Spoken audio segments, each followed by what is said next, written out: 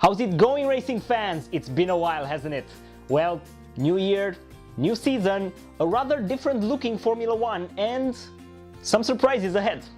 Yep, 2019 should be an interesting year. But first things first, I'm still Chip and I'm still bringing you the preview and predictions for every single Formula One round in 2019. God, it's good to be back. Right, it's March already, and boy was it an interesting off-season. New faces in the paddock, new partnerships, new lineups, returns.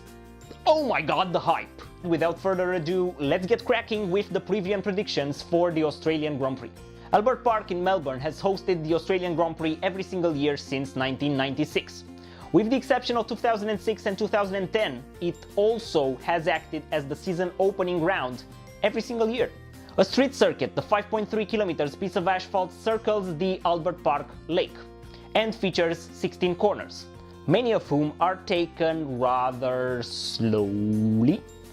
The Grand Prix will be disputed over 58 laps, accumulating to a total racing distance of 307.5 kilometers. The track being slow in nature, downforce packages required are rather aggressive. But apart from that, the lateral forces and the tire stress are virtually non-existent, so the Pirelli condoms should fare rather well here. From their new for 2019 range of tires, Pirelli nominated the C2, C3 and C4 compounds, which sounds a bit conservative. It's a street circuit, go for the softest tires available. As we stand, a one-stop strategy should be the norm for the race. Softs to mediums. Unless of course the rain has other ideas, although as I record this, the weather for the weekend in Melbourne looks dry and warm. Anyway, let's now take a look at all the major stories that F1 has prepared for us. Number 1. Are Ferrari for real? If you've read any report from Barcelona, and of course you've had, you'll know that Ferrari went rather well in preseason testing. Both their low fuel runs and race simulations were supremely strong, apart from a few reliability scares towards the end of testing. This weekend, all of that will be put to the test. I'll say they are for real. The SF90 truly goes like hell. The difference between what went down in Barcelona and what will happen this weekend? Number 2, Mercedes to show their true pace. Yes, the Ferrari has a very strong package, but I'm thinking Mercedes might not have shown their true colors yet. Various analysis has Mercedes roughly 0.3 of a second slower per one lap than Ferrari.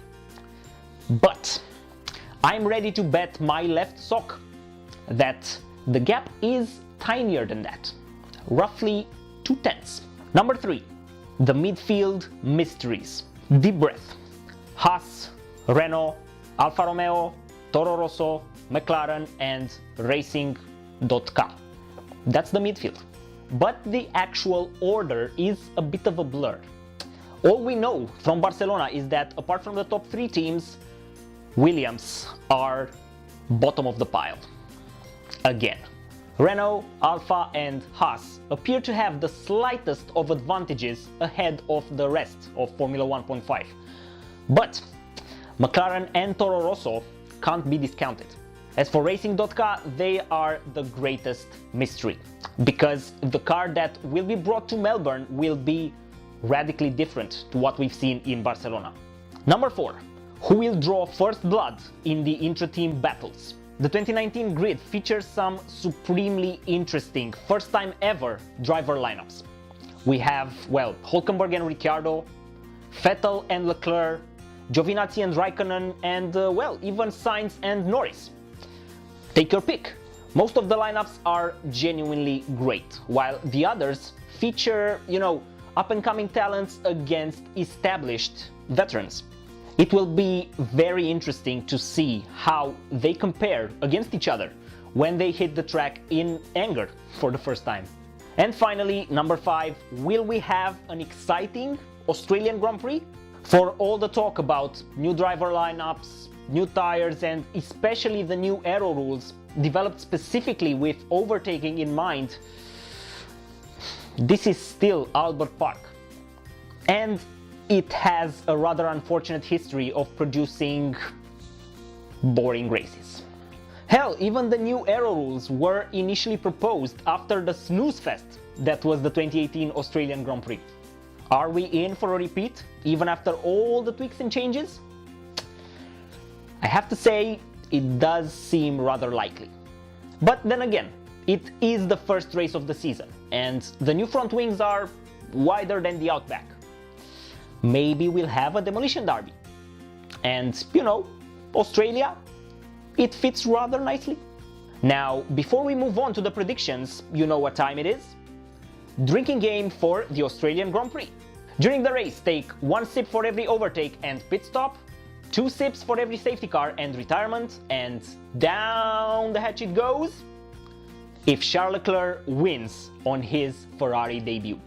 And having said that, I've just realized it'll be roughly 8:40 in the morning where I live when the race will end. Right. I guess there are more responsible ways of starting your day. But then again, F1 is back. Kimi mode, activate.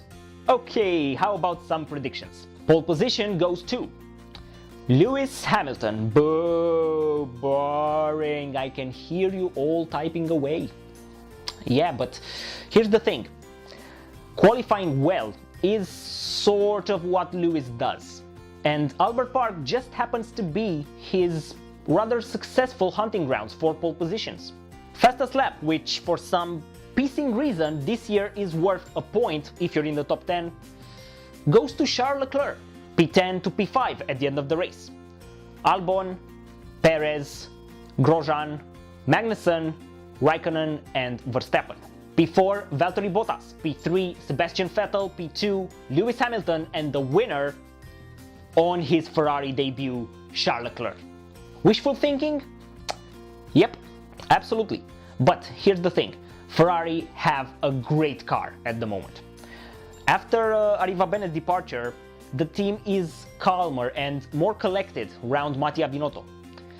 And well, Charles Leclerc is a very, very good driver. Get it done. And there you have it, the first preview and predictions for the new 2019 F1 season. Do you agree? Do you disagree? Please let me know in the comments down below. Your predictions, your thoughts for this race, or you know, any other question you might have. I'll be more than happy to answer it for you. Drop a like if you think I've earned it. You know, if you haven't done so already, maybe hit that subscribe button. And I would very much appreciate it if you would share this video with a racing fan. As always, I've been Chip. You can find me on Twitter at chip_DGS and on facebook.com/digitalgrandstand. Yeah, let's have a great first race of the season. F1 is back. Cheers. Because the car that